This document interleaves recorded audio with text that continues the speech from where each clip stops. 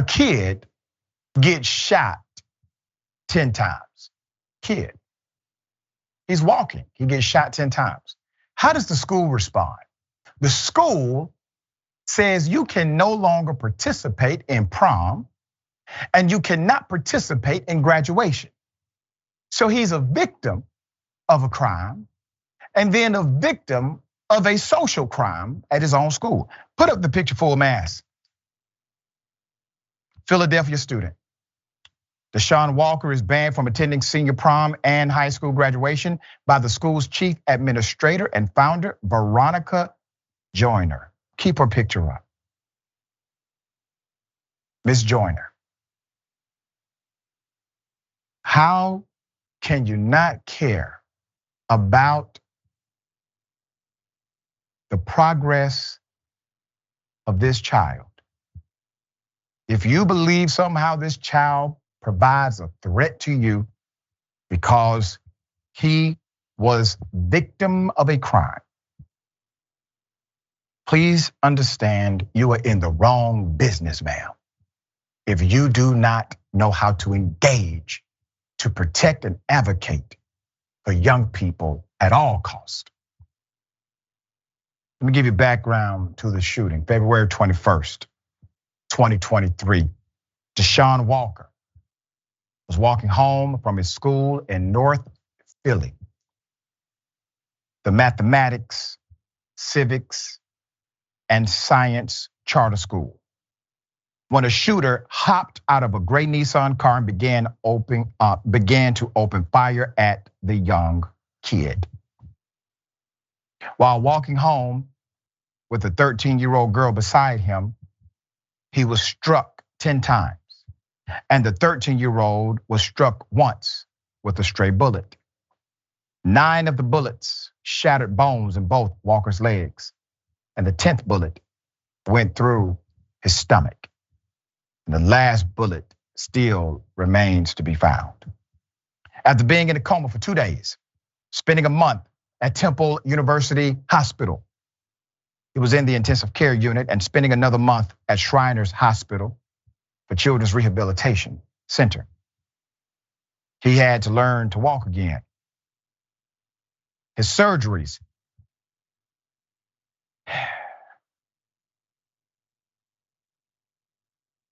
Seems like while he's had more than a dozen surgeries, he's lived through his colonoscopy bag for 3 months. He still struggles with anxiety, depression, and nightmares from the incident. Thank you for that, brother. So while he's trying to come back, to add insult to injury, the school's founder and chief administrator did the unthinkable. Miss Veronica Joyner decided that it was a necessary step to ban him from attending senior prom and graduation, things he earned at the Mathematics, Civics, and Science Charter School in Philadelphia. She claims that is out of concern for other students, while adding, quote, "My heart goes out to Dashawn, but I didn't create the situation. My actions didn't involve me in something that got me shot." Put up a picture.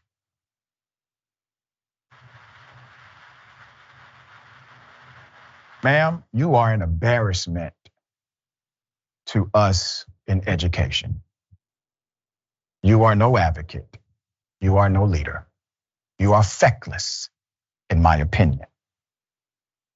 The shooter, Michael Rowan, age 20, lived in the same neighborhood as Walker.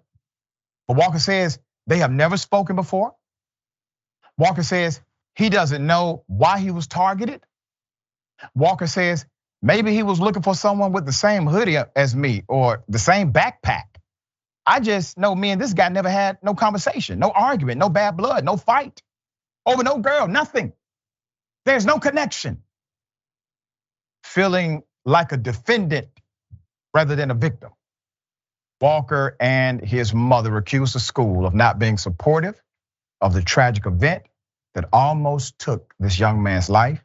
He says that, and I quote, "It made me feel like I'm nothing. like I deserve nothing. This young man is in Philadelphia. Obviously, he's going to school, making the grades. He is scheduled to graduate. He made it. He earned that. These are small trinkets young people receive, especially those that come from communities like I came from. It is a miracle when you get a young black male who survived in a community that has that level of violence, especially violence that can be random. He survives, he gets to graduate. Now, I can't control what this school does, but I can definitely convene the court of public opinion. There is no way this young man should be denied what he earned. Young man, I am sorry that this is happening to you, all of it. But I will say this to you. I know a little something about adversity. God only puts this level of pressure on those who can withstand it. You are just stronger than most. All right, Dan, thoughts? Yeah, that was a really powerful way you approach that. And it's just a shame that, again, this principal, I believe, principal, it's a chief administrative officer, it's a charter school, it's a different situation. But Veronica Joyner, in one part she says, it's not a requirement that I provide him with a graduation or prom, it's a privilege. And it's again this framing that like kids who grow up in these communities get from their teachers and their, not all teachers, but some teachers, and the framing they get from even the criminal justice system, that even things that aren't their fault or even things that are the result of the conditions in which they live in that are hard to get out of, even when you try to get out of those things, it's still gonna shut you down, it's still gonna bring you down. And so just for humanity, for giving a sense of normalcy to this kid who, yes, like you said, had a miracle surviving this thing. I know people who have been in similar situations random and didn't get that same miracle. Yep. So like, just let this kid have a sense of normalcy after this recovery from all these different surgeries, and just think about that and think about nurturing kids. Because otherwise, what is this gonna help their test scores? Is this gonna help his graduation or whatever? Again, he's graduating. What's the point at that point? It's just needlessly cruel. And like you said, there's so many great educators and teachers out there that this is just a bad look on all of them. Yeah, madam, you could call the community. There are men in Philadelphia that will stand with you, that will protect those events. You can coordinate with members of law enforcement. They'll do it for free if you lead and put out the call.